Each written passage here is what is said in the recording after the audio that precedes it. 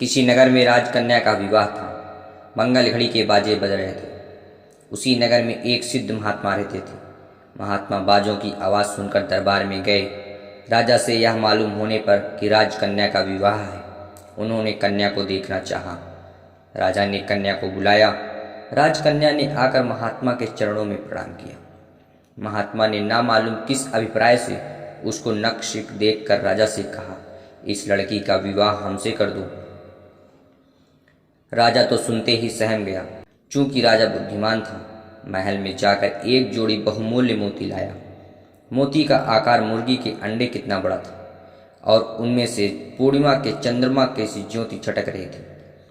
राजा ने नम्रता से कहा, भगवान, हमारे कुल की रीत है, जो इस तरह के 108 मोतियों का हार कन्या को देता है, उसी से हम कन्या का विवाह करते हैं। महात्मा ने निर्विकार चित्त से पर उत्साह मन से कहा, हाँ हाँ, क्यों नहीं, तुम्हारी कुल की प्रथा तो पूरी होनी ही चाहिए। ये दोनों मोती के दाने मुझे दे दो, इसी नमूने के 108 मोती मैं ला कर देता हूँ। परंतु खबरदार, तब तक लड़की को किसी दूसरे से ब्याह न कर देना। राजा ने सोचा था महात्मा मोती की बात सुनकर निराश ही लौट जाएंगे, परंतु यहाँ बात तो दूसरी हो गई। फिर भी राजा जानता था महात्मा ऊंचे दर्जे के सिद्ध पुरुष हैं, उनकी आज्ञा न मानने से अमंगल हो सकता है। इसलिए राजा ने दोनों मोती उनको दे दिए और कहा, भगवान, आगे लग्न नहीं है, आप जल्दी ही लौटिएगा। राजा ने सोचा ऐसे मोती कहीं मिलेंगे ही नहीं, महात्मा सच्चे पुरुष हैं, लौट ही आएंगे, तब लड़की का विवाह किसी राजकुमार से कर दिया जाएगा। राजा ने विवाह स्थगित कर दिया। महात्मा मोती के दाने झोली में डालकर चल दिए। 3 दिन हो गए। महात्मा एक समुद्र के किनारे बैठे अपने कमंडलू से भर भर कर समुद्र का जल बाहर उलीच रहे थे। उन्हें खाना पीना सोना कुछ भी स्मरण नहीं था।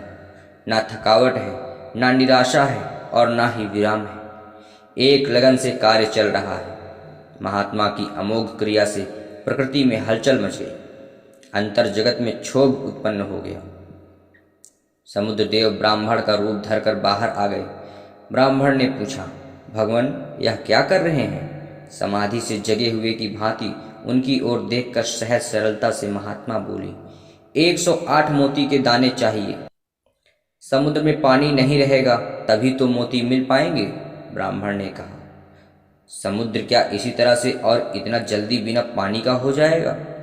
महात्मा ने कहा, हाँ हाँ, क्यों नहीं हो जाएगा, पानी तो उलीच ही रहे हैं, 2 दिन आगे पीछे होगा, अपने को कौन सी जल्दी पड़ी है। तब ब्राह्मण रूपी समुद्र बोला, अगर समुद्र आपको मोती दे दे तो? महात्मा बोले, तो फिर क्या हमारा समुद्र से कोई बैर है जो हम उसे बिना पानी का बना देंगे? तब ब्राह्मण रूपी समुद्र बोला, अच्छा तो लीजिए। समुद्र की एक तरंग आई और मोतियों का ढेर लग गया। महात्मा ने झोली से दोनों मोती निकाले, उनसे ठीक मिलाकर 108 मोती चुनकर झोली में डाल लिए और चलने के लिए उठ खड़े हुए।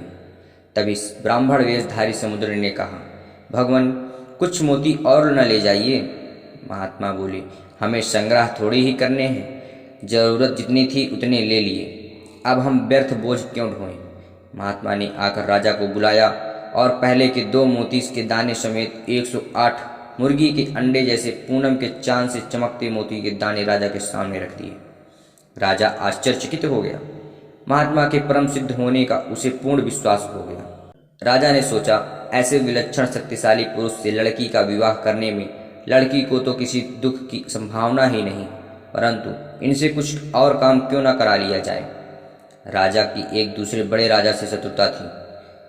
वह राजा तो मर गया था, किंतु उसका छोटा राजकुमार था। उसने सोचा, शत्रु का बीज भी अच्छा नहीं है, महात्मा के हाथों यह कंटक दूर हो जाए तो अच्छा है। यह सोचकर राजा ने कहा, भगवान, मोती तो बड़े अच्छे से आप ले आए, एक काम और है, सामने के राज्य के राजकुमार का सिर आने पर ही लड़की का ब्याह होगा, ऐसा प्रण है, इसलिए यदि हो सके तो आप इसके लिए प्रयास करें। महात्मा ने कहा, अरे इसमें कौन सी बड़ी बात है, मैं अभी जाता हूँ। महात्मा जी उस सामने के राज्य में गए, राजमाता से मिले।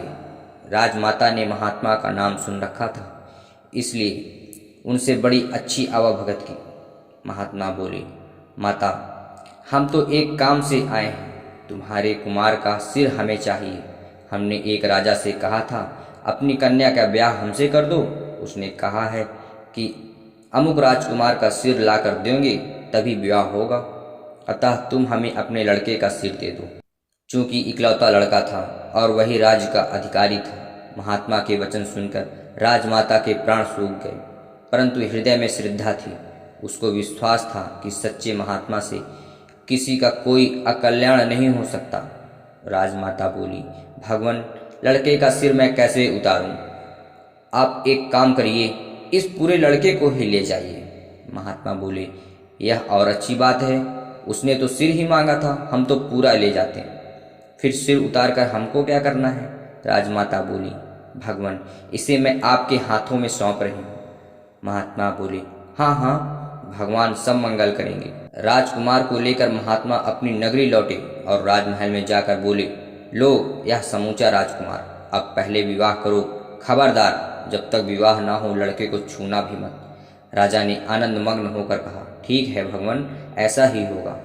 महात्मा ने कहा, तो बस अब देर ना करो। विवाह मंडप तो रचा हुआ ही था, चौकी बिछाई गई, महात्मा जी दूल्हा बने, कन्या आई।